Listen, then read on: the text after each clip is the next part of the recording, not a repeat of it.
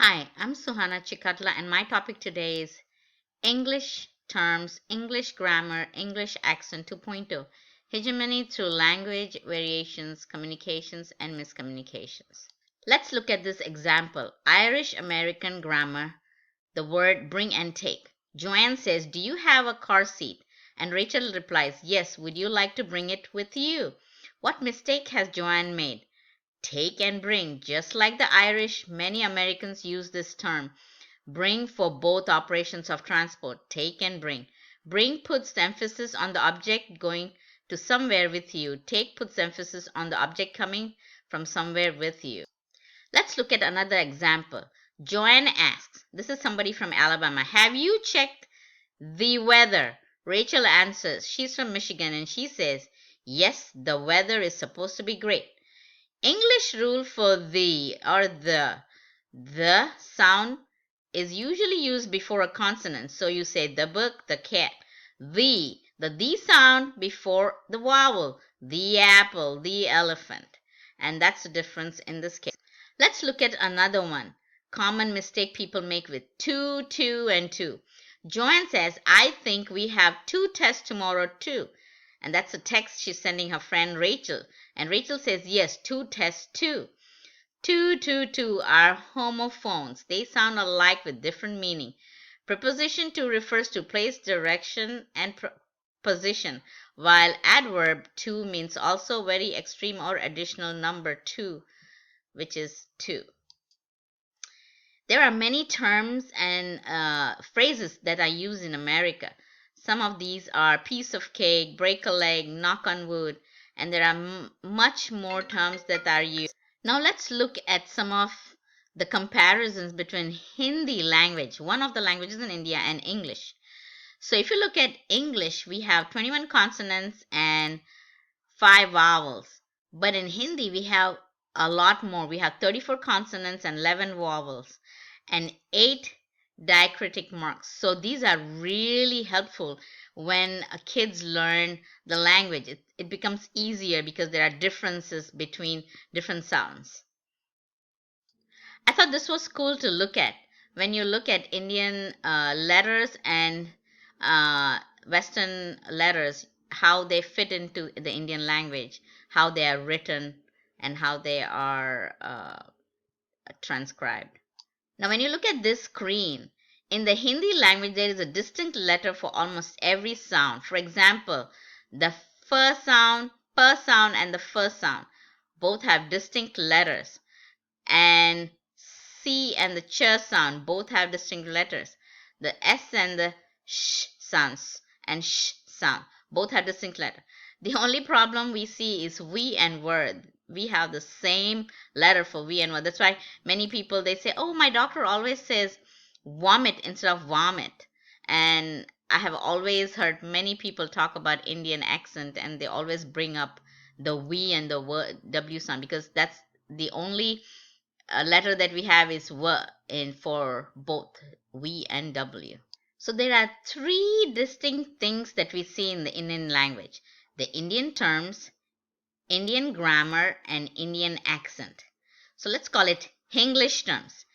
English is a variety of English incorporated elements of Hindi. For example, English is basically a fusion and assimilation of English language with Hindi into everyday English. For example, if somebody would to say, "I am making a cake," that means I am making a cake. This variation of English is typically used among Indians that speak Hindi and English fluently. Now let's look at English grammar. Indian English is a variation of English typically used by Indians that speak English fluently with the Indian accent. This variation of English is typically used by Indians when speaking to non-Indians. For example, "Me and my sister are going to the movies" instead of "my sister and I." This grammar variation comes from Hindi and many regional Indian languages that also directly translate from that version of grammar. Now, the Indian regional English or English accent. Indian regional English is a variety of English incorporating elements of other regional languages available in India along with the accent variations, which causes misunderstanding due to cultural subtleties due to mispronunciations. For example, let's watch the video below. And it's the same song, Twinkle Twinkle, in multiple languages and accents. Have our own touches to it. My favorite uncle, Baljeet Singh uncle, sings it like this.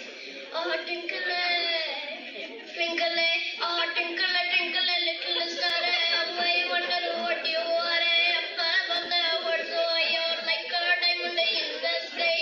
Twinkle, oh, twinkle, oh, twinkle, oh, twinkle. His friend, the Bengali Moshe, says, एक तो Bhanu God and start singing. Twinkle, twinkle, little star, how I wonder what you are. Above the world so high. My best friend's mom from Telangana makes the best avakai pickle, but her Twinkle Twinkle star is even better. It's almost like a lullaby.